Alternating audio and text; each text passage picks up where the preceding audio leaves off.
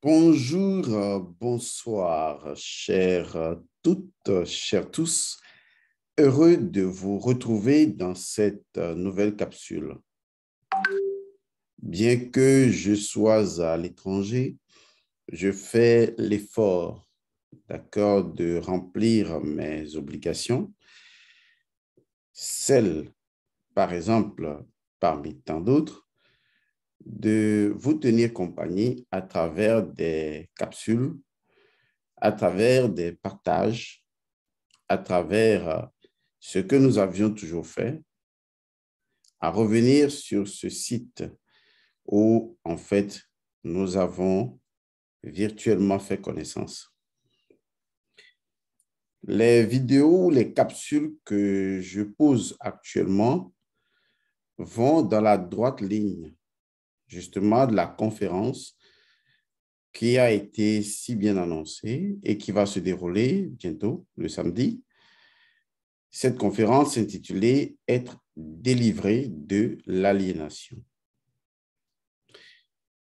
Aujourd'hui, j'aimerais partager avec vous une introduction en démonologie toujours sur ce que je vais appeler les démons de famille. Les démons de la famille. Il est important de comprendre que chaque famille possède ses démons. Chaque famille possède ses entités démones. J'ai toujours fait la différence entre les démons ou les entités démones et les entités démoniaques. Lorsqu'on parle d'une entité démoniaque, il s'agit d'une énergie, d'un esprit, ce que vous voulez pour le moment, qui est atteint un niveau de mauvais, du pire, de nuisance, à tel point que vous êtes prisonnier par les sorts, les envoûtements, les malédictions et tout le reste. Lorsqu'on parle de démon, de daimon, de e-daimon, ou tout simplement d'entités démons, ce sont des entités normales qui sont le contraire des entités célestes. Et en tant qu'entité démon, les démons jouent un rôle important dans l'équilibre, malgré leur nature versatile, parce qu'une chose est sûre, et ça tout le monde le sait, on ne peut pas faire confiance à un démon, surtout lorsque on ne l'a pas encore maîtrisé, on ne l'a pas encore conquis.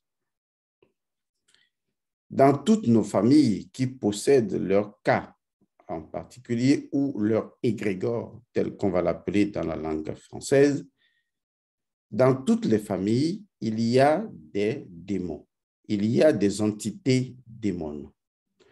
Aucune famille n'en est exemptée. Toutes les familles possèdent leurs propres entités démons. Les entités démons de ma famille ne sont pas les vôtres. On peut trouver dans leur fonctionnalité une même méthodologie d'agir, mais en termes de qualité, en termes de fréquence vibratoire, en termes de nature vibratoire, ce ne sont pas véritablement les mêmes entités démons. Il est important que vous compreniez que votre famille ne peut pas exister sans les entités démons. C'est impossible. Alors, quelle que soit la famille que vous avez, de laquelle vous êtes issu, quelle que soit la famille et quelle que soit la couleur, les races, vous avez potentiellement des entités démons.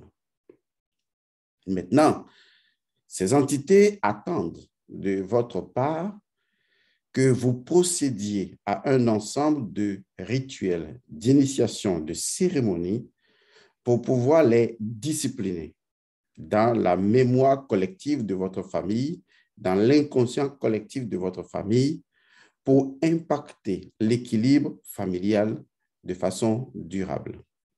Pour créer cet ordre C'est important à l'ordre de créer cet équilibre, cette harmonie, afin que votre famille soit complètement soudée par l'amour. Il est important également de comprendre que toutes les familles du monde ont les mêmes représentativités en termes de l'énéade, parce que dans toutes les familles, il y a des caractères différents, lesquels caractères peuvent pencher beaucoup plus vers les dimensions célestes ou beaucoup plus vers les dimensions démons. Et donc, on peut avoir plusieurs catégories d'individus, des personnes influencées beaucoup plus par les entités démons de la famille, d'autres influencées beaucoup plus par les entités célestes de la famille, d'autres qui sont un mélange des choses. Mais une chose est sûre et vraie, c'est que tous les membres de votre famille qui partagez le même sang, vous avez les mêmes entités démons. Et ces entités démons influencent l'égrégore de votre famille.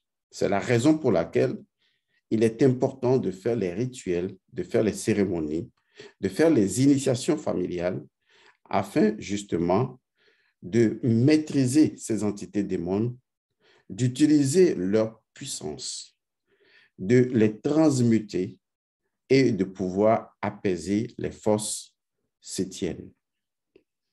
En fait, il s'agit réellement que vous atteigniez dans votre propre famille ces matawi, cette union, cette réconciliation entre les choses d'en haut et les choses d'en bas. Vous ne pouvez pas fuir vos démons, c'est impossible, parce qu'ils sont justement les contrapositions des entités célestes de votre famille. Mais personne ne peut devenir roi s'il n'a été éprouvé. Personne ne peut devenir digne de vivre dans des dimensions célestes de sa propre généalogie sanguine ou de sa propre dimension intérieure familiale, subtile, élevée, si cet individu n'a pas, d'une manière ou d'une autre, mis les entités démons à leur place. Comme je l'ai dit, c'est ce qu'on appelle l'ordre. Et donc, les purifications ou les libations familiales permettaient justement à ces entités qui les reconnaissent de se positionner d'une autre manière pour ne pas créer le désordre au sein de la famille. L'ensemble de ces rites, de ces cérémonies, de ces rituels, de ces initiations au sein de la famille constitue une dimension pratique de la Mahat, de telle sorte que vous n'êtes plus alors dans Isfet pour que les entités démons obtiennent de la puissance sur vous. Mais force est de constater qu'aujourd'hui, les familles africaines sont entre elles-mêmes divisées. Pourquoi? Parce que justement, il n'y a pas de rites qui les mettent ensemble. Parce que les rites, les rituels, les initiations, les cérémonies appartenant donc au conceptuel de la communauté, à partir du moment où ces éléments qui constituent le soubassement même d'une vie à communauté n'existent plus, la vie en communauté elle-même, eh bien, elle n'existe plus pratiquement. Et donc, les cellules africaines, les cellules familiales africaines, dont la mélanine est suffisamment élevée et donc très proche des dimensions et des fréquences subtiles, seront influencées par des entités, soit célestes, soit démons, compte tenu du respect ou non des rituels propres à la Mahat au sein de la famille. Il va sans dire qu'aujourd'hui, que vous soyez en Europe, que vous soyez aux États-Unis ou que vous soyez n'importe où dans le monde, même en Afrique, et que vous soyez séparés les uns des autres, mais que vous faites partie de la même famille, il est à remarquer généralement que vous avez des problèmes et vous en aurez encore. Parce que justement, il y a quelque chose qui manque. Il y a quelque chose qui a manqué. Vous pouvez changer de nom, mais vous ne pouvez pas changer de sang. Et par conséquent, vous avez un cas qui est uni à une cellule familiale et qui vit de cette cellule familiale et qui partage dans cette incarnation les éléments égrégoriques de cette cellule familiale et qui partage naturellement les entités célestes et démons. Et les entités célestes ont mis en place des rituels qui permettent de créer un équilibre avec les entités démons au sein de la famille, donc Sematawi.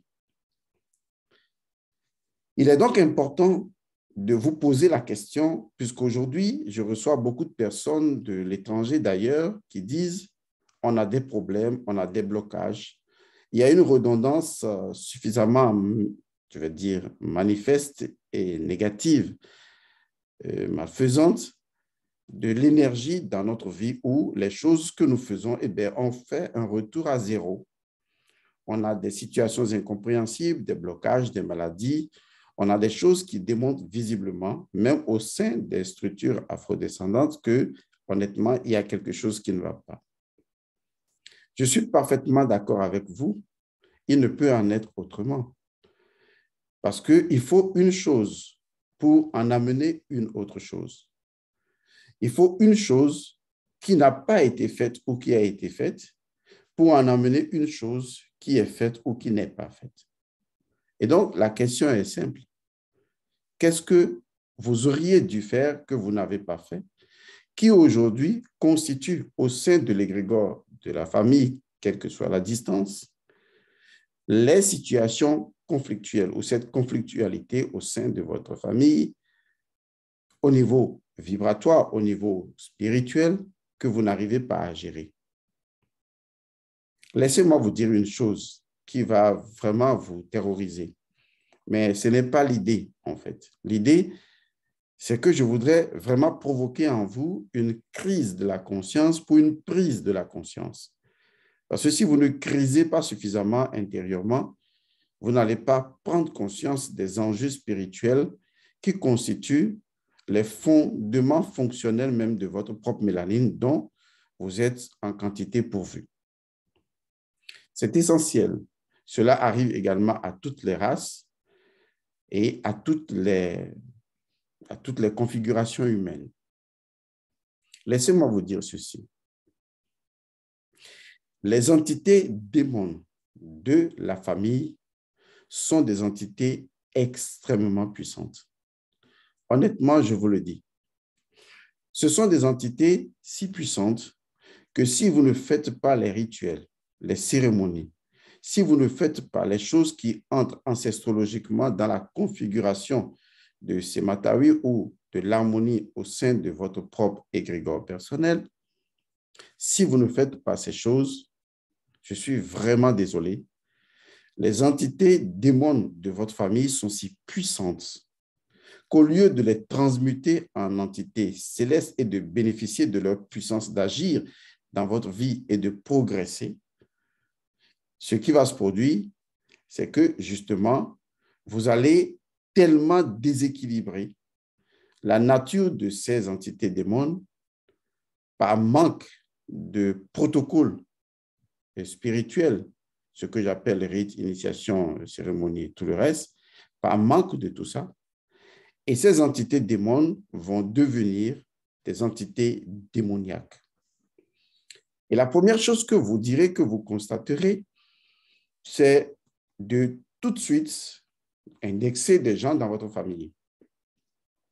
Vous allez commencer à dire, oui, ce sont les cousins, les cousines, les oncles. Souvent, les oncles sont indexés dans les familles parce que c'est toujours en rapport avec l'histoire sétienne, puisque Seth est l'oncle donc de Horus.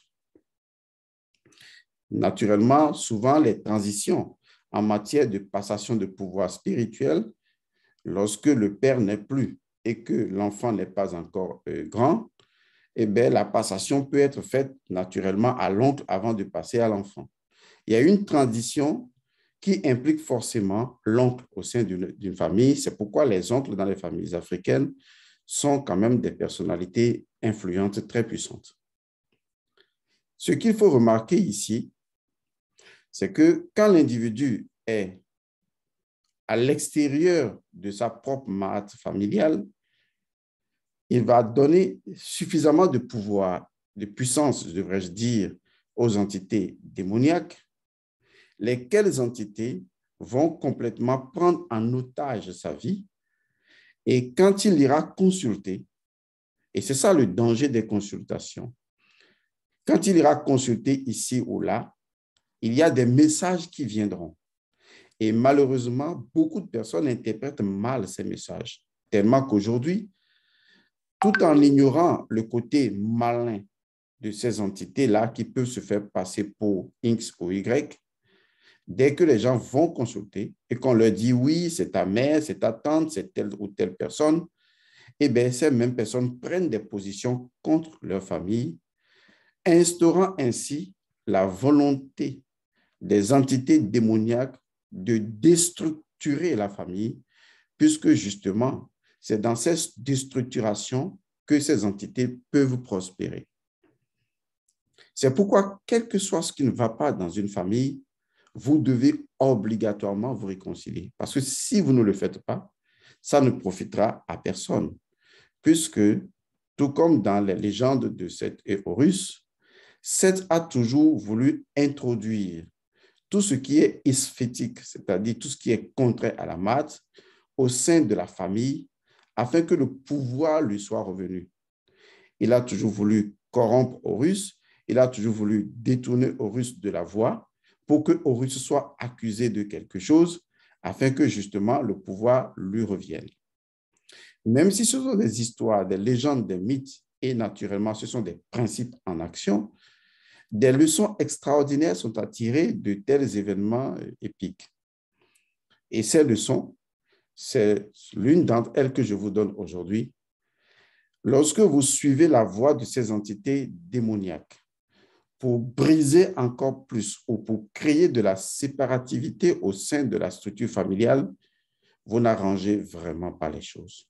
Parce que, in fine, rappelez-vous, ne l'oubliez jamais, chaque fois que vous dites Hotep, dans les traditions initiatiques égyptiennes, Hotep signifie l'invocation de l'œil d'Horus et des testicules de Seth, car ce sont les éléments du contentieux qui opposent donc Seth et Horus, puisque l'œil d'Horus a été arraché et, dans certaines traditions, brisé en plusieurs morceaux, et les testicules de Seth également ont été arrachés. Ce sont les éléments du contentieux qui sont pardonnés, qui sont ramenés, qui sont réconciliés, et on dit Hotep. Donc, partout où vous dites Hotep, vous êtes en réconciliation de ces deux principes. Donc, Hotep, ce n'est pas dans la bouche, c'est une initiation. Une initiation qui consiste à réconcilier des dimensions opposées, à retrouver Sema Tawi. Il est important de comprendre que votre rôle au sein de la famille, c'est d'éviter à tout prix la discorde au sein de la famille. Parce que plus vous allez instaurer la discorde, plus vous allez aimer la discorde, plus vous allez poser des actes discordants, plus vous allez donner du pouvoir, de la force, de l'énergie, de la puissance aux entités démoniaques qui vont devenir si puissantes que naturellement, ça n'arrangera aucun membre de la famille. Dans les traditions africaines, lorsque un enfant ne fait pas les rites qui sont dédiés à son niveau d'évolution ou à sa maturité, lorsque un adulte ne fait pas les rituels ou les cérémonies conséquents, on considère qu'il met en danger toute la famille. Je suis étonné aujourd'hui que les cellules africaines ne regardent plus ce genre de choses. C'est quand même incroyable. C'est-à-dire que on ne se demande pas, puisque l'oncle ou la personne spirituellement responsable, ça peut ne pas être l'oncle, ça peut être quelqu'un, puisqu'il faut un chef spirituel de famille, il est le garant des forces de la famille, parce que chaque famille possède ses forces spirituelles. Les familles dont les forces spirituelles ont été affaiblies sont les familles qui sont régulièrement des familles très maladives, des familles dont, excusez-moi le terme, les activités humaines pourrissent, ne produisent rien. Et ce sont des familles qui sont en extinction parce que leur énergie se dissipe ou se transforme ou se convertit en quelque chose d'autre. Ce sont des familles qui sont appelées, excusez-moi le terme, à symboliquement disparaître. Le chef spirituel de famille est le responsable, il est le garant de la continuité de la madre au sein de la famille et il sait que si un seul membre de la famille ne fait pas les rituels qui consistent déjà en soi-même, l'ensemble des rituels constitue en soi-même l'énergie ancestrologique. Si l'individu ne le fait pas, il met en danger toute la famille. C'est pourquoi le chef spirituel de la famille est celui qui impose les rituels qui devront se faire pour éviter de dessouder, pour éviter de créer la discorde au sein de la famille. Retenez bien, si un seul membre de la famille ne fait pas les rituels, il met en danger toute la famille. Et donc, lorsqu'aujourd'hui des gens m'appellent et me posent des problèmes, et souvent, les mêmes personnes vous disent d'ailleurs que ça concerne tous les membres de la famille, telle sœur également, c'est les mêmes choses, tel frère, c'est les mêmes choses. Je fais cette vidéo pour attirer votre attention sur ce qui se produit dans votre famille. Pourquoi je fais ces vidéos? Parce que je ne peux pas m'occuper individuellement des gens. Je suis obligé d'apporter la connaissance à tout le monde et au lieu de répondre à une seule personne, je me sers de ce qui doit profiter à une seule personne pour que cela profite à tout le monde. Et donc, il est important que vous compreniez qu'aujourd'hui, si dans votre famille, il y a des situations répétitives qui sont le fait d'entités qui ont un mode de fonctionnement récurrent dû au fait qu'à un moment donné, vous les avez contrariés dans leur fonctionnement et n'ayant pas le choix, ces entités sont devenues trop libres et démoniaques pour pouvoir créer des situations d'envoûtement, de sorcellerie. Si vous en êtes arrivé là, vous n'avez qu'un seul choix, c'est de retrouver le chef spirituel de la famille et de procéder immédiatement à une purification au sein de la famille. Cette libation, cette grande libation ou cette grande lustration au sein de la famille peut aider vraiment les membres de la famille. Honnêtement. Aujourd'hui, des gens vont me dire, mais Godson, notre famille est déjà trop divisée, on ne s'entend pas, on ne... Stop. Réembobiner et réécouter ce que j'ai dit tout à l'heure. Tout cela n'est pas de votre fait. Tout cela est du fait que, étant donné que la famille est sortie de la marde, les entités démoniaques de la famille ont pris du pouvoir et ont incité les individus à poser des actes, de telle sorte qu'aujourd'hui, vous n'avez même plus envie de vous sentir bien que vous soyez au sein de la même famille. Mais je ne vais pas citer l'autre parce que c'est lui, mais je vais quand même le citer puisque beaucoup de personnes sont d'obédience, excusez le terme, chrétienne. Il y a Jésus le Christ qui a dit, « Lorsqu'une maison est divisée contre elle-même, elle va s'autodétruire. » Cette parole, elle est profonde parce que lorsque les entités de la même famille entrent en conflictualité, il n'y a rien à faire. C'est que cette famille est partie pour s'éteindre. Et pourtant, il y a toujours une solution et elle commence forcément par une grande libation, par une grande lustration que vous devez décréter pour que tous les membres de la famille soient purifiés. La purification peut se faire au nom des gens qui ne sont pas présents, mais il faut faire cela pour que, justement, chacun ayant donné son accord, les entités démoniaques de la famille soient prises au dépourvu et ne soient plus en mesure de vous entredéchirer. Je dis bien, chacun ayant donné son accord. Il est très important de comprendre ce que je dis. Maintenant, si vous ne comprenez pas, comme je le dis souvent, les expériences éduquent mieux que les conseils. Chacun en tirera les conséquences si ce n'est déjà le fait. Il est important de comprendre que rien ne se produit sans la loi, mais tout dépend de la loi que vous avez créée pour vous-même. La possibilité de création de la loi est la loi. Mais la loi que vous créez pour vous-même peut être une loi de nuisance, comme peut être une loi bénéfique pour vous. Car en laissant des pouvoirs aussi énormes aux entités démoniaques par manque de respect des rituels à faire, vous avez créé une loi. Et donc, cette loi va commencer à impacter l'égrégore de votre famille et va dégénérer tout le monde à plusieurs niveaux. Et vous allez vous dire, comme en allant consulter un bokono, oui, c'est votre maman, c'est votre tante, c'est celui-ci, c'est celui-là. J'ai reçu un membre d'une famille. Et c'est ainsi que toutes les consultations ont toujours donné une personne précise de la famille.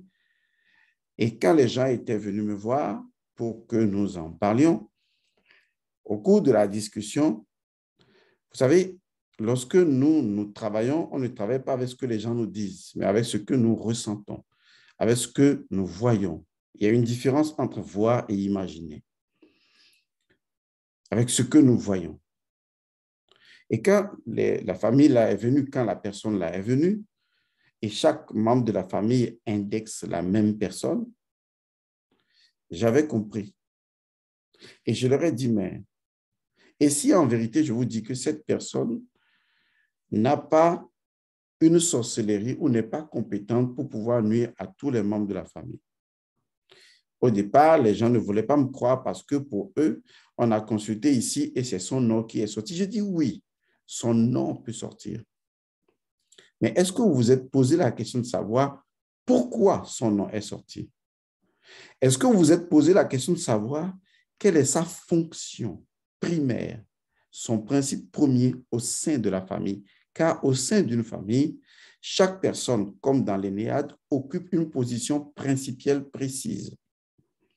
Est-ce que vous vous êtes posé la question de sa position, de qui il est, de ce qu'il représente en tant que principe au sein de la hiérarchie familiale? Ils ont dit non. Et donc, au cours d'une autre recherche spirituelle, il a été constaté que cette personne devrait être ou est potentiellement le chef spirituel de la famille et que c'est lui qui était normalement chargé d'administrer les protocoles spirituels de la famille, que ce soit la naissance, la continuité, les grandes libations et tout ça, etc. Et cette personne, ne sachant pas elle-même vraiment ce pourquoi elle est dans la famille, et c'est ça ce qui est dramatique, parce que quand vous ne connaissez pas votre position au sein de la famille, vous n'allez pas accuser les gens. Il faut faire attention. Est-ce que vous vous êtes posé la question de savoir, mais voilà notre famille qui s'appelle tant, tant, tant et tant. Nous sommes les enfants, etc., etc. Mais quelle est ma position spirituelle au sein de la famille? Vous ne l'avez jamais fait. Mais c'est vous qui êtes les premiers à dire que tant est mauvais, sans comprendre même ce que cache le mauvais. Parce que ce n'est pas ce qui est mauvais qui est important, c'est le rôle que ce qui est mauvais assume. Le rôle qu'il joue, c'est le rôle qui est important. Au fond, personne n'est vraiment, en vérité, mauvaise. Même Seth n'est pas mauvais. Même le diable n'est pas mauvais. Ça peut vous paraître incongru, mais c'est vrai. Le diable joue un rôle. Satan, Seth, joue un rôle, une fonction. Mais au fond, c'est une divinité pure. Je ne vais pas vous conduire dans cette compréhension fondamentale, secrète des choses, au risque de créer des individus encore plus malades que je n'ai créés depuis que j'ai ouvert ma chaîne. Et je l'accepte, je suis fou, je l'ai déjà accepté, et donc ce n'est plus nouveau. Et donc, il a été avéré que le monsieur, justement, il n'assumait pas ses fonctions. Et donc, logiquement, c'était normal que toutes les consultations l'indexaient parce qu'en réalité, indirectement, il était la cause du problème par le fait même qu'il n'assumait pas sa fonction. Il en est de même de beaucoup d'autres choses que j'ai vécues, où des gens estimaient que c'est leur maman qui était une sorcière et que les consultations l'ont vérifié. Et je dis, mais est-ce que vous êtes demandé quel est son rôle? Pourquoi? Et toutes les fois, on se rend compte que ce n'était pas la maman. Des fois, c'est une autre personne qui prend l'apparence de la maman, ou c'est peut-être parfois la maman qui, au moment d'accoucher de l'enfant, a fait une promesse à une divinité qui n'est plus honorée, ou que l'enfant qui est venu, qui a failli mourir, on a dû l'amener chez les tradipraticiens, on a dû promettre des choses qui ne sont plus respectées, ou peut-être il y a une divinité dans la famille que l'enfant ou que l'individu incarne, ou etc. Il y a beaucoup de choses.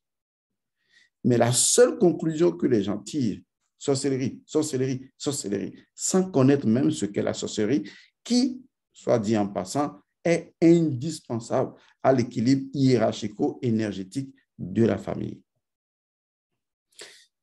Je vais m'arrêter là. Je pense que ces quelques informations doivent déjà commencer à vous faire réfléchir. Mais s'il y a une chose que je vais vous demander, c'est de faire très attention aux démons de la famille. Je vous en prie, ce sont des êtres spéciaux, extraordinaires, de par le fait que leur nature fonctionnelle est versatile, ce qui permet une malléabilité, ce qui permet une domination de ces entités par vous, ce qui permet à vous d'avoir la capacité de transmutabilité sur ces entités. C'est ce que fait leur versatilité naturelle. Mais si ces entités ne subissent pas les rituels de leur équilibre avec les entités célestes de votre famille, je vous assure, vous n'aurez pas la chance de contempler les entités célestes de votre famille.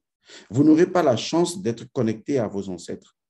Parce que lorsque ces entités démons, qui sont une frontière indispensable, équilibrant le monde céleste et le monde démoniaque, lorsque ces entités démons perdent de leur place et vont s'ajouter aux entités ou créer les entités démoniaques, alors la situation devient invivable. C'est comme un jeu politique.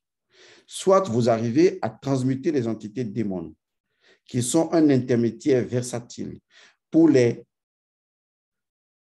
amener, pour convertir leur énergie, les purifier à travers la Maat et les amener aux entités célestes, afin que toute votre famille soit illuminée et gouvernée par un régime aurien, c'est-à-dire Horus, ou, naturellement, eh bien, vous allez laisser les entités démons aller faire copain-copain avec les entités démoniaques, comme dans un jeu politique. Hein.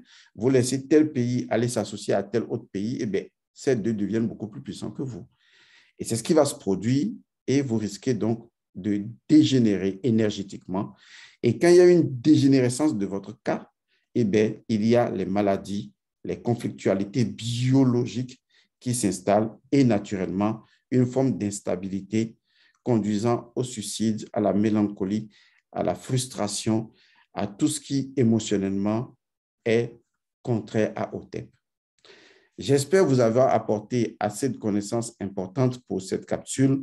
Je vous retrouve dans une autre capsule et certainement pour ceux qui seront à la conférence, je vous retrouve à la conférence en vous disant Hotep.